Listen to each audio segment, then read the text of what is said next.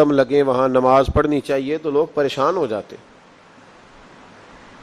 میں نے دیکھا ہے لوگوں کی سنجیدگی کو ٹھیس پہنچتی. یہ آپ کیا کہہ رہے ہیں؟ لیکن کھلا حکم، یہ بہت بڑی بات ہے. اگر آپ اس پہ تھوڑی دیر غور کریں، بہت ہی بڑی بات کہ فرمایا جہاں میرے نبی کے قدم لگے واتخذوا من مقام ابراہیم مصلی، تم اس جگہ نماز پڑھا کرو. حضرت عتبان بن مالک رضی اللہ تعالیٰ عنہ نے بھی کہا تھا، صحیح مسلم ہے، عرض کی یا رسول اللہ صلی اللہ علیہ وسلم کبھی میرے گھر بھی تشریف لائیں. تو حضور علیہ السلام تشریف لے کر کے گئے. فرمایا بتا کیا کروں؟ عرض کی حضور کسی جگہ 2 رکعتیں پڑھ دیں، میں جب تک زندہ رہوں گا وہاں نماز ہی پڑھتا رہوں گا. ساری زمین پہ نماز ہوتی ہے کہ نہیں؟ تو اس کونے میں پڑھنے کی کیا ضرورت ہے؟ کیا ضرورت؟ آج میوزیم بنانے کا شوق پوری دنیا پہ ہے کہ میوزیم ہونے چاہیے، عجائب گھر ہونے چاہیے. کسی کی تلوار، کسی کے زرہ، کسی کے گھوڑے پر لگا ہوا جو ہے وہ زین لوگوں نے رکھا ہوا ہے، کجاوا رکھا ہوا ہے. لوگوں نے مختلف چیزیں سنبھال کے رکھی ہیں، پر ہماری سمجھ میں نہیں آتا کہ حضرت حلیمہ سعدیہ کے مکان سے لوگوں کو کیا اختلاف ہے. یہ بات سمجھ میں نہیں آتی کہ رسول اللہ صلی اللہ علیہ وسلم نے جس کنویں سے پانی پیا اس پر پابندی لگانے کا کیا مطلب ہے. نبی پاک صلی اللہ تعالی علیہ وسلم جس درخت کے سائے میں بیٹھتے رہے ان درختوں سے لوگوں کو بچانے کا کیا مطلب ہے؟ او بھائی، جس جگہ حضرت سیدنا ابراہیم کے قدم لگے وہاں اگر نماز پڑھنا اللہ کا حکم ہو سکتا ہے تو جن دیواروں پہ میرے نبی کا پسینہ لگے، مسجد نبی کی جن دیواروں پہ حضور کے دست مبارک لگے، اس جگہ کوئی برکت ہی کوئی نہیں، اس میں تبرک ہی کوئی نہیں. اتنا خشک دین. اللہ جانتا ہے مسجد میں بیٹھا ہوں، پاکیزہ سا ماحول ہے، ہم تو نرم بات کے قائل ہیں، لیکن یہاں تو ہمیں کوئی سمجھا دے، یہاں کوئی ہمیں سمجھا دے، یہاں پھر ہم سے سمجھ لے. 2 ہی باتیں ہیں، یہاں ہمیں سمجھا دے، کو نہیں سمجھ آئی آپ کو؟ یہاں ہمیں سمجھا دے، یہاں پھر ہم سے آ کے سمجھ لے. بھائی کچھ تو کرو نا بھائی. یہ کیا بات ہے؟ کیا جھگڑا ہے کہ کسی شخص کا باتھ روم کی طرف منہ ہے تو اسے منع نہیں کرتا، اور اگر اس کا منہ گنبد خضرا کی طرف ہے تو بتا نا بات کیا ہے، ہمیں سمجھا. یا ہمیں سمجھا دے یا پھر ہم سے سمجھ لے. کہتے کوئی تبرک نہیں، کوئی برکت نہیں. نبی پاک کا ہاتھ لگا، حضور یہاں بیٹھے، اللہ کے نبی نے یہاں آرام کیا، کوئی برکت نہیں. سورہ یوسف آیت نمبر 92 اور 93. اللہ تعالیٰ آپ کو توفیق دے تو قرآن مجید کھولیں، گھر جا کے کھول کے دیکھیں تو صحیح بھائی. اللہ تبارک و تعالیٰ کے نبیوں کا طریقہ، کوئی برکت نہیں جی، کوئی شے نہیں، کوئی بات چیت نہیں. قرآن مجید کی سورہ یوسف اور اس کی آیت نمبر 93. حضرت یوسف علیہ السلام کے بھائیوں نے کہا کہ سمجھ تو آ گئی ہے ہمیں کہ ہم نے زیادتی کی، ظلم کیا، اب کرنا کیا ہے؟ تو جناب یوسف کہنے لگے کچھ بھی نہیں کرنا، جاؤ تمہیں معاف کیا. معافی مل گئی. انہوں نے کہا کہ ہمیں تو معافی مل گئی، تو ابا جی تو رو رو کے ان کی بصارت کم ہو گئی آنکھوں کی. ماں بڑا پیار کرتی ہے، پر بیٹے سے جو باپ پیار کرتا ہے اس کا بھی اندازہ کوئی نہیں کر سکتا، کوئی نہیں کر سکتا. دیکھیں نا، اللہ کے نبی حوصلے والے، صبر والے ہوتے ہیں، پر بیٹے کی جدائی بین اللہ کے نبی نے بھی اتنے آنسو بہائے، اتنے آنسو بہائے بیٹے کی جدائی میں کہ نظر آنا کم ہو گیا بصارت. بیٹے کو ابا جب بھی فون کرتا ہے پردیس میں کہ تو آ جا چند گھڑیوں کے لیے، میرا پتہ کوئی نہیں. کہتا ابا جی بس ایک کاغذ رہ گیا، میں آیا. جب ابا جی پردہ کر لیتے ہیں تو کہتے ہیں اس کو برف میں لگا دو، میں 3 دنوں کے بعد آ جاؤں گا. اب کیا فائدہ؟ اب تو رہ ادھر ہی، اب کوئی پڑھ دے گا جنازہ بھی. اب تو آ کے میں نے منہ دیکھنا ہے تو کیا ہوگا اس سے؟ اب تو نبی پاک کا حکم ہے جب کوئی انتقال کر جائے تو جلدی دفن کرو.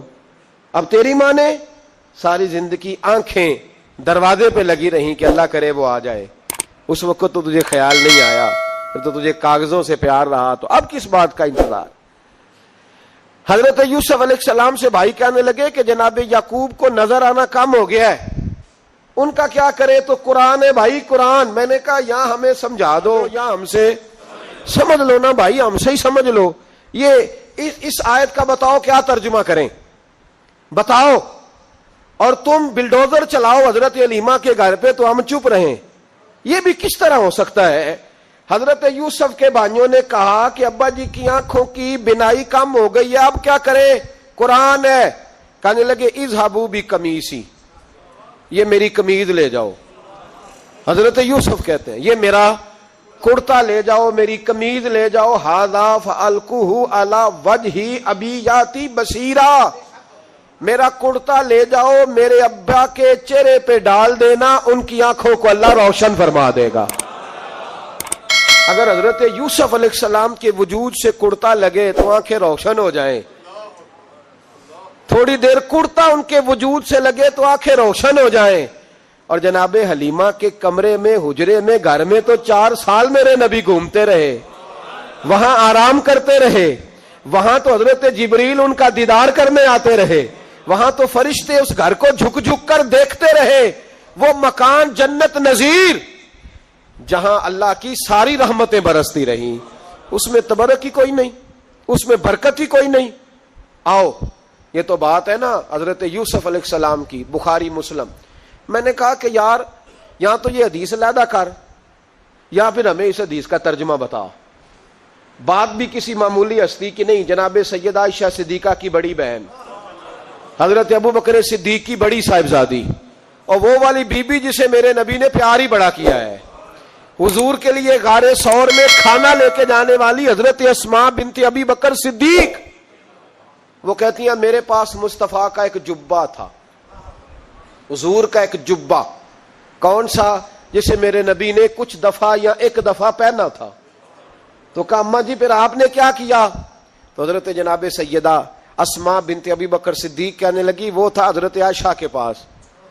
جب وہ بیمار رہنے لگی تو میں نے کہا عائشہ یہ خزانہ بڑا قیمتی ہے، مجھے نہیں دے دیتی؟ وہ جبہ میں نے لے لیا. بخاری مسلم ہے، بخاری مسلم. تو حضرت جناب سیدہ اسماء بنت ابی بکر صدیق سے لوگوں نے پوچھا اماں جی آپ کیا کرتی ہیں؟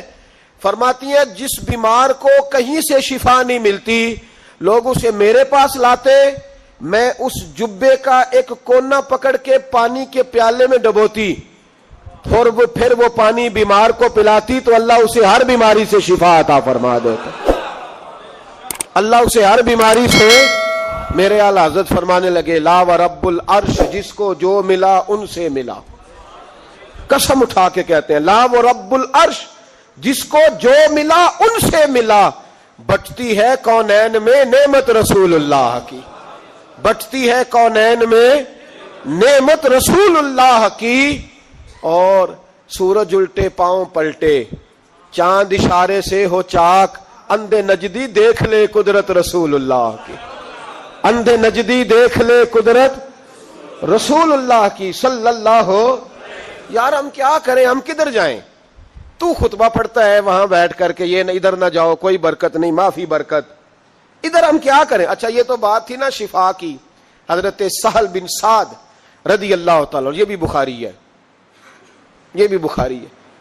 حضرت سہل بن سعد کہتے ہیں ایک بی بی حضور کی بارگاہ میں آئی، اس نے آ کے حضور کی خدمت عالی مرتبت میں عرض کی حضور میں جب بھی آتی ہوں کرتا یہی پہنا ہوتا ہے آپ نے. یا رسول اللہ صلی اللہ علیہ وسلم، اور اس کو تو اتنے پیوند لگے ہیں کہ گنے نہیں جاتے. تو حضور اگر اجازت دے تو ایک کرتا نہ بنوا لوں آپ کے لیے؟ تو حضور نے فرمایا بنوا لے. وہ بی بی کرتا بنوا کے لائی، اس نے بڑی محبت سے بنایا. اس زمانے میں جو کوئی نقش و نگار ہوتے تھے اس نے سجائے اپنے انداز میں. اب اس نے پیار سے بنایا، محبت سے بنایا، یہ بھی باتیں صحیح ہیں، پر اصل جملہ جس سے مزہ آئے گا وہ یہ ہے، وہ آندھی ہے میں بڑی ریج نہ بنایا، میں بڑی. اب اس میں جو درد ہے وہ میں اردو کا جملہ ڈھونڈ کے لاؤں تو ملتا نہیں مجھے. کہتی ہے میں ریج نہ بنایا. تو محبوب پاک کی بارگاہ میں لا کے تھال میں پیش کیا. حضور کی بارگاہ میں تھال میں. کچھ بندے زیادہ نیک ہو جاتے ہیں، سامنے والے کو پرہیزگاری کا مشورہ دیتے ہیں، کہتے کسی کو کوئی شے نہ لیا کرو. تو میں نے کہا اگر حضور لے لیں تو طلب کرنا منع ہے، لیکن قبول کرنا تو میرے مصطفیٰ کا طریقہ ہے. تو بھائی یہ ہمیں نہ اتنا ہی نیک بناؤ جتنا میرے رسول نے ہمیں بنایا ہے. 2 कदम आगे बढ़ के कुछ लोग मशवरे देते हैं, ये मशवरा दुरुस्त नहीं। नबी पाक ने फरमाया तू किसी से तलब न कर, लेकिन अगर कोई तेरी तरफ तोहफा बढ़ाए तो उसे कबूल कर, मोहब्बत में इजाफा होगा। जब हुजूर कबूल करते हैं जो कायनात को बांटते हैं, तो फिर तो दूसरे पे कैसे पाबंदी लगा सकता है? मेरे रसूल करीम अलैहिस्सलाम को उसने पेश किया, कहा हुजूर कबूल कर लें। हुजूर ने कबूल किया।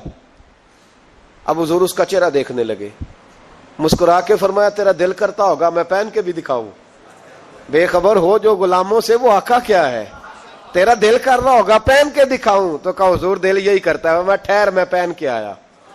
कुर्बान जाए, क्या अंदाजे। अच्छा ये सब का नसीब भी नहीं, ये तबरक लेना, बरकत लेना, लेके आना, ये सब का नसीब। आदम चिश्ती कई दफा बड़ी बड़ी बात कर जाया करते थे, कहने लगे ऐसा कोई महबूब कहीं होगा ना कहीं है, बैठा है चटाई पे मगर अर्श नशी है। और कहने लगे ऐसे ही लोग कहते हैं मैं मदीने नहीं गया, मैं हाजिरी नहीं देता, मैं दरूद नहीं पढ़ता। कहने लगे हर एक को मुयस्सर कहां इस दर की गुलामी, हर एक को मुयस्सर कहां इस दर की गुलामी। इस दर का तो दरबान भी जिबरील अमी है। हर एक को मुयस्सर कहां, भाई तू ऐसे ही कह रहा मैं गया नहीं, हर एक को मुयस्सर कहां इस दर की गुलामी। इस दर का तो दरबान भी। एक जगह कहने लगे तुम्हारे रुखसार की तजल्ली तजल्लिए नूरे सरमदी है, ये महरो माँ की ज़या नहीं है, तुम्हारे चेहरे की रोशनी है। वो जलवाए जात जाते हक से जो सबसे पहले जुदा हुआ था, वही बना किश्वरे रिसालत। ये 4 सू जिसकी रोशनी है, जो हम बशर हैं तो वो बशर क्यों, जो वो बशर हैं तो हम बशर क्यों, ये राज है एक। इसे वो समझे जिसे हकीकत से आशनी, जिसे हकीकत से आ गई है। और फिर आदम चिश्ती कहने लगे